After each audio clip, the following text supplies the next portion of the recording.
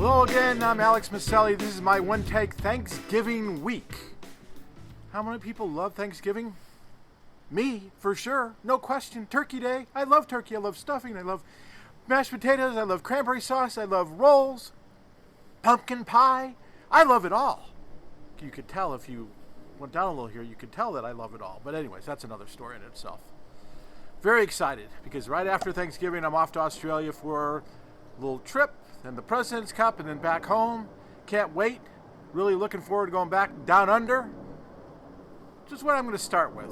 Now, this is what they call in the biz a rant, because I cannot understand. And I get more and more evidence. It's kind of like the impeachment hearings. You keep getting more and more evidence. I'm getting more and more evidence that Rickie Fowler was not the right pick for Tiger Woods. Rickie Fowler, who's only had 4 top 10 since his win in Phoenix, hasn't played since the Tour Championship. Rickie Fowler, how do you pick him over Brendan Todd? Now, when Brendan Todd won the first one, you could say, oh, well, you know, great story. He won his first one. Fine. That was that. Then he wins another one. Well, now you're starting to look at, well, he's in kind of a different territory, isn't he? If he wins another one, don't you think he needs a look? A significant look, if you're Tiger Woods.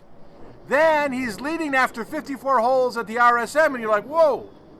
Well, if he wins here, well, it's too late, but why wasn't you thinking? I mean, the guy's been on a hot streak. Is that what you want, hot? You want hot? You want sizzling. This is Brendan Todd. Even though he finished T4, I think it was T4, at RSM, that's not the point, is it? The point is he's the hottest golfer on the planet, and you didn't pick him. Since you can't pick Jon Rahm, you got to pick Brendan Todd, don't you? Guess not. What does that mean for the American team when we get down to the U.S., when we get down to Australia? I don't know. But I can tell you one thing. It won't be the best team it could be. Absolutely not. I mean, obviously, no Brooks Koepka. That's a whole different kettle of fish. But what you do know is the hottest guy playing on the PGA Tour right now will be sitting at home, probably watching on television. Or if he's really smart, getting to Hawaii early. Tiger, I know you and I, we just don't get together a lot, and we don't really see eye to eye a lot, but this time we should be seeing eye to eye. Brendan Todd, no question. And if not Brendan Todd, Kevin Na. Number 2 in putting on the PGA Tour this year, strokes gained. Number 7 all of last year. Don't you want a putter? Tiger, Tiger, Tiger. All right. Enough of that. Next up, Brandon Matthews. Had a chance to spend some time with Brandon Matthews. Now, if you don't know who Brandon Matthews is, I forgive you. I completely understand.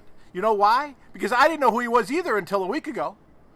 That's when Brandon Matthews, when he's standing over maybe 8-footer, 5-footer, 6-footer, whatever it was, putt on the Latin American Tour to go to the 3rd hole or the 4th hole of the playoff. I don't know which hole of the playoff, but to go to another hole in the playoff, has someone in the crowd yell excitedly right before he putts, flinches, putt misses, he's done. Okay, so he doesn't win.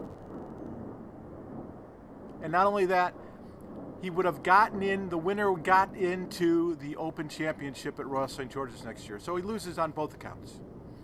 Now, most people would be, crazy, unhappy, which you can understand, I can understand, we all can understand, right? But in reality, Brandon Matthews was not. What was he? He was great. Here's part of my interview with him. I know you know how those situations are with the deafening silence of a crowd. Whoa. I personally do not know how that works, but go ahead, please. I know you've been in that atmosphere before, I should have said. But you can understand the how, like I said, the deafening silence of that kind of moment with the crowd and so on and so forth. And, it's not that a noise bothers me. It's the change of dead silent to a noise, or, it would be the same if the opposite, if everyone was extremely loud at that point and went to dead silence, kind of the same thing. So, I kind of flinched at it and, missed the putt. And my initial reaction was that someone intentionally yelled out to try to make me miss the putt, which was obviously frustrating at the time. Was disappointed that someone would do that with what was at stake. So I went in the locker room a little frustrated, was making a few phone calls when Claudio, the tournament director, approached me and kind of explained to me the situation, that it was a man with Down syndrome that ended up kind of losing control of his emotions there. Had a little outburst and immediately asked to be taken to him because I knew it wasn't his fault. I knew that he probably felt bad about the situation, and you know, got out there and saw a big smile on his face, gave him a big hug. It was, you know, that was just as good as a win for me. So, Tiger Woods, Rickie Fowler, Brandon Todd, Brandon Matthews, Kevin Na. We've talked about all those. Now, I'm guessing that none of these guys' names, well, maybe Kevin Na, that's a possibility, maybe Kevin Na, is going to be on this list that the PGA Tour is going to be pulling together of slow players. Now, the European Tour talked about this a while ago, and they're talking about putting this list together, and the PGA Tour is going to do the same thing, but they're not going to tell anybody who's on the list. Really. Nobody's going to know. It's going to be like a secret list. It's going to be like in the, I don't know, on that server in the White House where nobody knew what was on it. It's going to be that kind of list. No, it's not. First of all, we don't want to ever discriminate against people. And that's what we're doing here. We're discriminating against people. You don't put people on lists. I mean, that's back in the Red Scare days, for God's sake. You don't do that. You go to them, you talk to them, you tell them what the deal is, and if they can't get their act together, you ding them. Okay, but you don't make a list. Who makes lists? It's ridiculous. It's so ridiculous. It's so demeaning.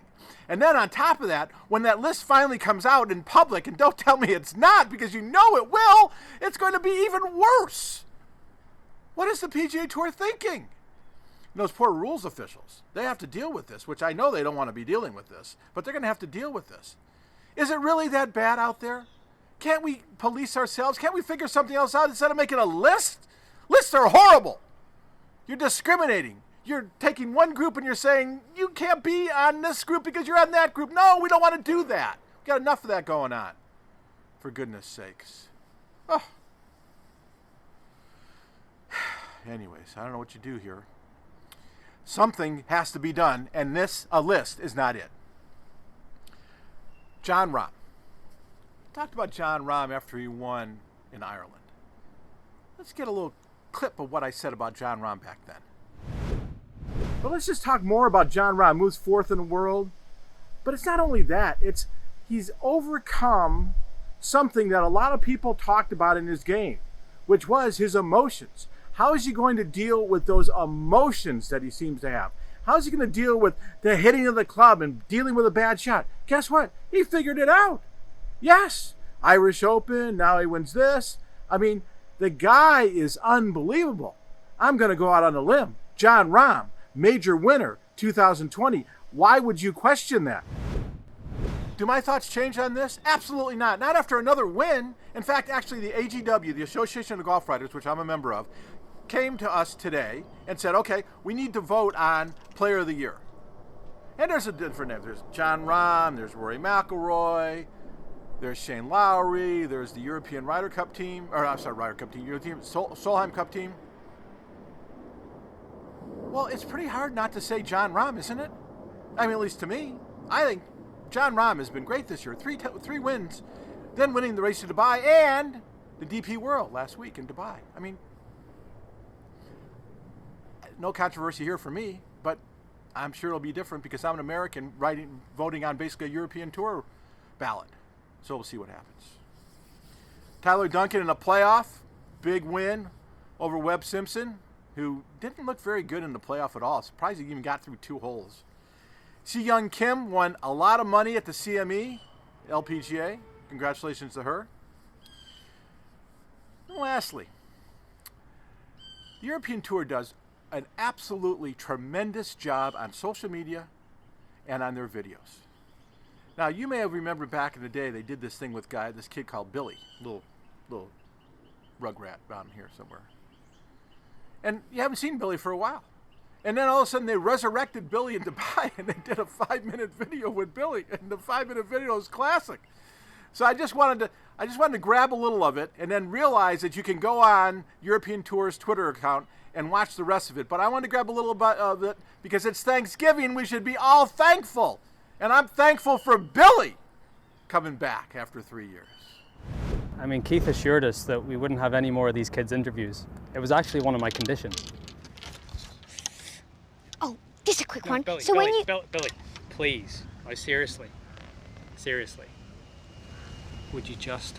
That kid absolutely does my head in. Oh, there's a lot of choices this week.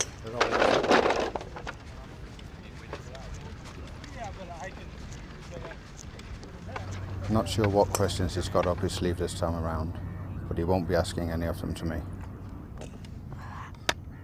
We kept it to 6 interviews in the first series. We really could have done loads more. All the guys were queuing up to get involved. I'm Alex Miceli. Thank you very much. See you next week in Tasmania.